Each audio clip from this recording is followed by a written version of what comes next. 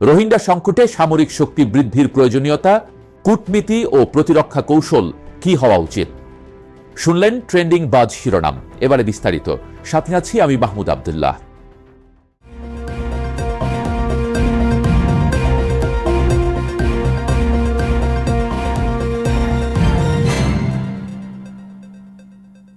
কক্সবাজার টেকনাফের নীল সাগর ও সবুজ পাহাড়ের মিলনে গড়ে ওঠা অঞ্চলটি একসময় প্রকৃতির শান্ত সৌন্দর্যের প্রতীক ছিল। কিন্তু 2017 সালের আগস্টে মিয়ানমারের রাখাইনে সামরিক অভিযানের পর লাখ লাখ রোহিঙ্গা বাংলাদেশে প্রবেশ করে। জাতিসংঘ এ ঘটনাকে জাতিগত নিধনের ধ্রুপদী উদাহরণ বলে আখ্যায়িত করে।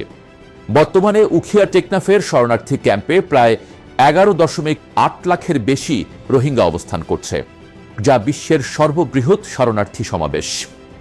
বাংলাদেশ মানবিক দায়িত্ব পালন করে এ বিপুল জনগোষ্ঠীকে আশ্রয় দিয়েছে।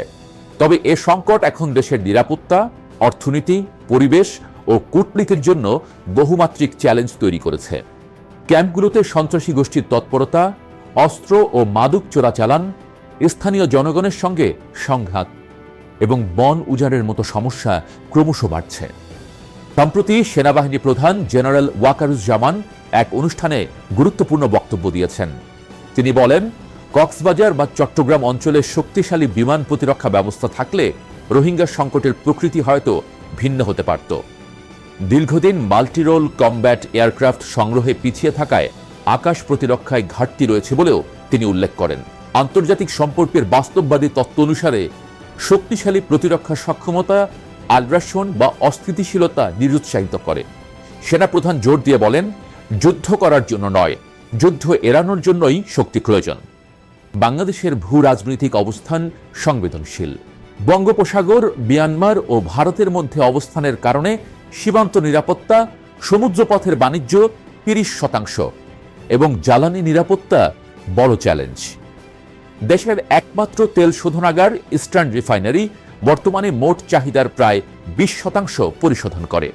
বাকিটা পরিশোধিত অবস্থায় আমদানি করতে হয়, যা সংকটকালে ঝুঁকিপূর্ণ। নৌবাহিনীর পর্যাপ্ত অফশোর পেট্রোল ভেসেলের অভাবও সমুদ্র নিরাপত্তায় দুর্বলতা তৈরি করেছে। সেনাপ্রধানের বক্তব্যে জবাবদিহিতার উপরও গুরুত্ব দেওয়া হয়েছে। তিনি বলেন, জবাবদিহিতাহীন সংগঠন কখনো বিকশিত হয় না। সৈন্যশক্তি বৃদ্ধি শুধু বাজেট বাড়ানো নয়, বরং প্রযুক্তিগত আধুনিকায়ন, স্থানীয় প্রতিরক্ষা শিল্প গড়ে তোলা এবং দক্ষ পরিকল্পনার সমন্বিত কৌশল। রোহিঙ্গা সংকটের স্থায়ী সমাধান মিয়ানমারের নিরাপদ প্রত্যাবাসন। তবে শক্তিশালী প্রতিরক্ষা ব্যবস্থা ছাড়া কূটনীতি কার্যকর হয় না। শক্তি ও কূটনীতি পরিপূরক। বাংলাদেশ তার মানবিক দায়িত্ব পালন করেছে।